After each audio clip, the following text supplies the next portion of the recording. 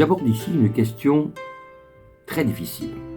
Dans une vidéo précédente, j'ai tenté de donner une explication de la genèse humaine et divine. C'était déjà compliqué. Mais la question qui se pose maintenant, c'est de savoir, après avoir eu les différentes explications logiques de cette genèse dans la vidéo précédente, si ces civilisations beaucoup plus avancées que nous, comme encore une fois je l'explique dans cette vidéo précédente, nous observent, quels seraient les différents moyens que nous aurions éventuellement de les contacter.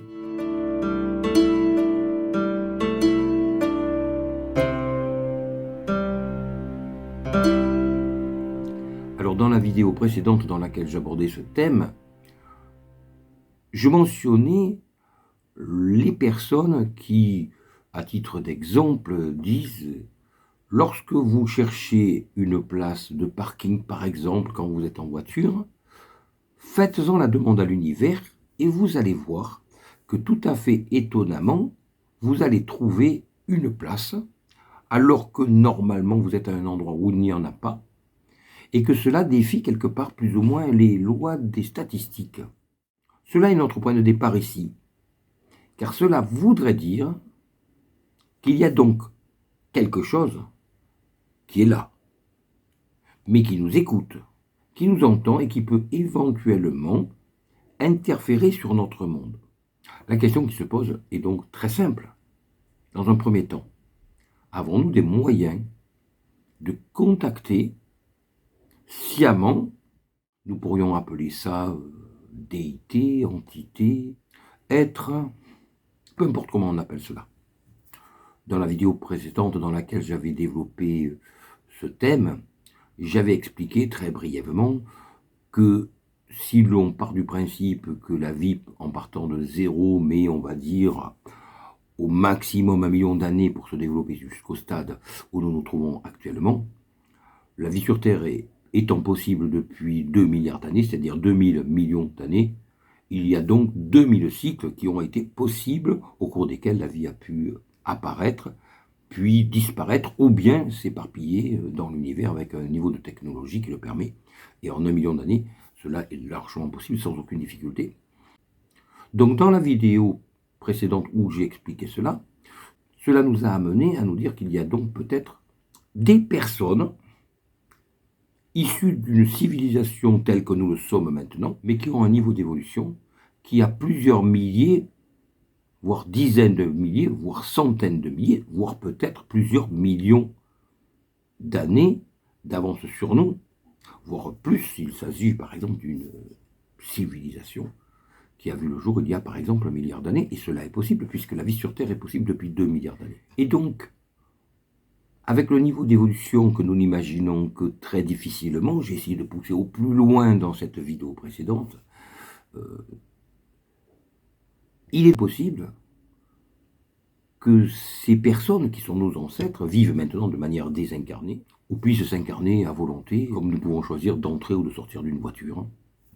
Cela est possible. Et donc, comme le laissent supposer les personnes qui pensent qu'en demandant, par exemple, à l'univers, pour le nommer ainsi, d'avoir une place de parking, comme par enchantement, une place de parking est très souvent présente alors que normalement elle ne l'est pas, eh bien cela voudrait dire qu'il y a ce quelque chose qui nous entendrait et qui nous répondrait.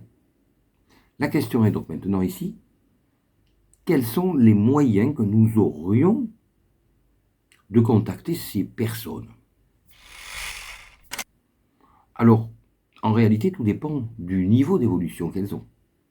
On peut très bien imaginer qu'il y ait plusieurs générations de civilisations qui ont existé avant nous. Il n'y en a pas forcément qu'une seule. C'est-à-dire que de la même manière que nous sommes présents, il peut très bien y avoir eu une autre civilisation telle que la nôtre qui a existé sur Terre il y a 10 millions d'années, une autre il y a 20 millions d'années, une autre il y a 30 millions d'années, une autre il y a 1 milliard d'années. Et donc il peut très bien y avoir différents niveaux d'évolution qui nous précèdent, certains n'ayant pas encore atteint le niveau de vie non incarné, et certains l'ayant atteint. Et donc il est tout à fait envisageable que certains niveaux d'évolution très anciens puissent contacter les différentes civilisations qui ont vu le jour après elles, de manière différente de celle-ci. On pourrait imaginer que certaines civilisations qui nous ont précédés, mais qui ne sont pas encore très évoluées, c'est-à-dire qui ont encore besoin d'un corps pour vivre, vont venir nous contacter, par exemple, avec des soucoupes volantes, par exemple. C'est possible. De la même manière qu'il est possible que d'autres viennent nous contacter comme ce que nous appelons des fantômes. C'est possible aussi. Mais il y a encore une forme. Et il est également possible que d'autres viennent nous contacter ou viennent nous visiter sans qu'il n'y ait plus ni matière ni forme. En réalité, quand on voit le niveau d'évolution que nous avons atteint sur un plan technologique en 10 000 ans, dirons-nous, on peut se dire que tout est possible à l'échelle de 100 000 ans ou 1 million d'années. C'est pour cela que nos limites ne sont que nos limites. C'est nous qui limitons les possibilités. Ce ne sont pas les possibilités qui sont limitées. Et donc, il faut réussir à avoir une vision large des choses en dépassant notre champ des possibles. Car comme le dit Blaise Pascal, l'univers, lui, ne se lasse de fournir, alors que notre imagination, elle, à un moment donné, ne peut plus fournir. La question que je pose ici est donc très simple. Est-il possible d'avoir un vrai contact, c'est-à-dire des échanges, avec ces personnes? Ces personnes attendent-elles de nous que nous ayons pris conscience de leur existence, que nous fassions la démarche de les contacter pour nous répondre graduellement, progressivement, prudemment? Comment procèdent-elles? Cela dépend bien entendu de leur niveau d'évolution. Alors on pourrait se dire que le fait de communiquer avec nous risquerait d'interférer sur notre évolution. Mais c'est justement ce qui s'est passé. Lorsque l'on regarde le niveau technologique des pyramides qui sont derrière moi, par exemple, on sait très bien que ces constructions-là n'ont pas pu venir d'être aussi primitifs que ce qu'étaient les Égyptiens à cette époque-là. Et de la même manière, si on analyse clairement, scientifiquement, les temples de Göbekli Tepe, qui ont été construits à une période antédiluvienne, c'est-à-dire il y a environ 12 000 ans, à une époque donc où les humains en étaient au stade de chasseurs-cueilleurs. Quand on regarde le niveau de technologie nécessaire au niveau du travail de la pierre, par exemple, au niveau de la géométrie de ces temples, qui est nécessaire, le fait que cela soit construit, soit bâti par des chasseurs-cueilleurs n'est pas possible. De plus, pour construire de tels temples de la dimension que cela est maintenant avéré, forcément il était nécessaire de disposer de l'élevage et de l'agriculture, alors qu'à l'époque cela n'existait pas encore.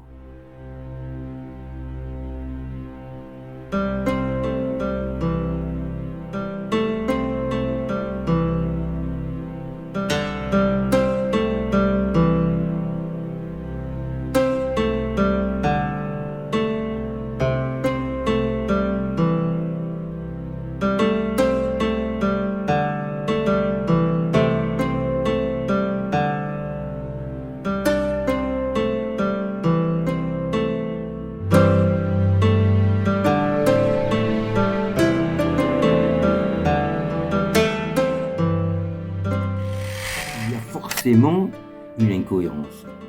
Et ce n'est pas la seule, bien entendu. Je parle de celle-là parce que je la connais bien. Mais il y en a une multitude dans l'histoire de l'humanité.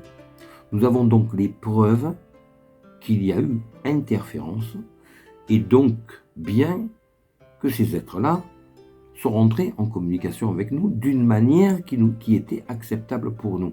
Et pour nous, à cette époque-là, qu'est-ce qui était acceptable? L'existence de Dieu. Et donc forcément, ces personnes se sont présentées comme des dieux. Et bien entendu, nous l'avons cru, vu le niveau d'évolution par rapport à nous. Imaginons des chasseurs-cueilleurs qui se trouvent en présence avec des êtres qui ont 10 000 ans d'évolution de plus que ce que nous avons nous. Forcément, il s'agissait de Dieu.